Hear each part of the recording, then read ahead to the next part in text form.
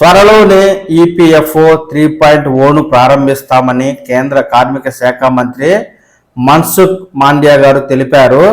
ఇందులో ఏటీఎం నుంచి ఈపీఎఫ్ఓ నిధులను డ్రా చేసుకునేందుకు సదుపాయాన్ని కల్పిస్తున్నట్లు తెలిపారు. ఇందుకోసం మే లేదా జూన్ నెలలో యాప్ను లాంచ్ చేస్తామన్నారు. ఈపీఎఫ్ఓ బ్యాలెన్స్ చెక్ చేసుకోవడం, లావాదేవీలను ట్రాక్ చేయడం, ఫండ్స్ ను విత్డ్రా చేసుకోవడం వంటి సదుపాయాలు ఇందులో ఉంటాయి. బ్యాంకింగ్ లింక్ సర్వీసులను ప్రారంభించడం ద్వారా ఈపీఎఫ్ఓ సేవలను మరింత సరళతరం చేయనున్నారు. ఈపీఎఫ్ఓ నిధులను డ్రా చేసేందుకు ప్రస్తుతం ఆఫీస్కు వెళ్లి దరఖాస్తు చేసుకోవాల్సి వస్తోంది. యాప్ వచ్చిన తర్వాత మొబైల్ బ్యాంకింగ్ సేవలను ఉపయోగించుకోవడం ద్వారా అనేక సేవలను పొందవచ్చని ఆయన తెలిపారు. అలాగే employees deposit linked insurance EDLI స్కీమ్లో ఈపీఎఫ్ఓ బోర్డు సమావేశం కొన్ని ముఖ్యమైన మార్పులు చేసింది.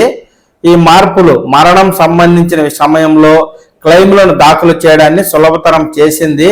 బీమా చెల్లింపులు కవరేజీని పెంచుతాయి. ఈ మార్పులు ప్రతి సంవత్సరం వేలాది మందికి సహాయపడతాయని సంస్థ పేర్కొంది.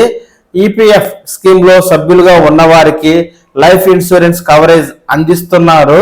ఈపీఎఫ్ఓ సంస్థ employee deposit linked insurance EDLI స్కీమ్లో సవరణలు చేసింది. దీని ప్రకారం 1 సంవత్సరంలోగా మరణించిన సభ్యులు కూడా ఇది వర్తిస్తుంది. ఇది వారి కుటుంబాలకు అవసరమైన ఆర్థిక ఉపశమనాన్ని అందిస్తుందని పేర్కొంది. ఉద్యోగాలు మారుతున్న వారికి కూడా ఇన్సూరెన్స్ కవరేజీ కొనసాగుతుంది.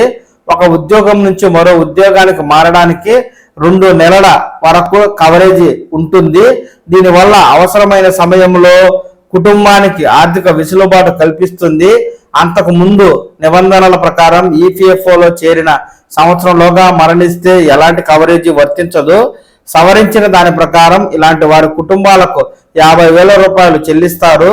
సవరించిన నిబంధనల ప్రకారం ఈడీఎల్ఐ స్కీమ్లో మరణించిన సభ్యులు కుటుంబాలకు 2.5 లక్షల నుంచి 7 లక్షల వరకు చెల్లిస్తారు. సర్వీసులో ఉండగా చనిపోతున్న 1000కి పైగా కుటుంబాలకు సవరించిన నిబంధనలు మేలు చేస్తాయని సంస్థ తెలిపింది. ఆలస్యంగా జమ చేస్తున్న పీఎఫ్ డిపాజిట్లపై నెలకు 1% జరిమానాగా తగ్గించడం జరిగింది.